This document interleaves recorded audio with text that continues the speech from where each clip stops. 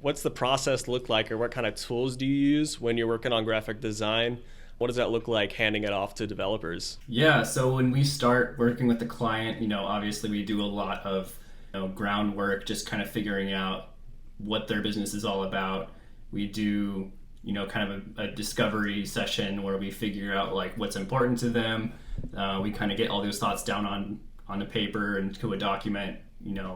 Have kind of depending on the client, sometimes we'll do like a mood board and get a lot of visual cues and bring them into a place where they can kind of get all the ideas out there in front of us, and we can kind of start making some decisions on what the project is going to look like. I think from there, start kind of a wireframe version of the website, which is just bare bones, what the structure is going to look like, taking the basic building blocks of everything and piece it together, how it's going to function. So that's kind of a key part when we get the feedback from the client, what that is going to look like, if they like it, if they don't like it. We're not sinking too much time and effort into that first stage.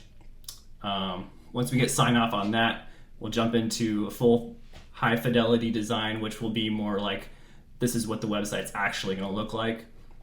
Then we can kind of present that to the client and get those thoughts from them about if the colors are wrong, if the fonts can be different, then get those things figured out. Once that's approved, then we'll go to development. So we're not wasting the developers' time, bringing them in early.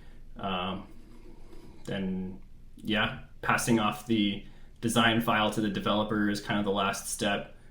If there's any questions or things that they don't understand about the design, we can kind of work through that together, and then we QA it together so that we can kind of compare what they developed to the actual design. And maybe there's some things that were overlooked, and that's kind of like when we get to fix any of that stuff before we get the client to do their final QA. And that's once they approve that, that's the whole process. We get paid everybody.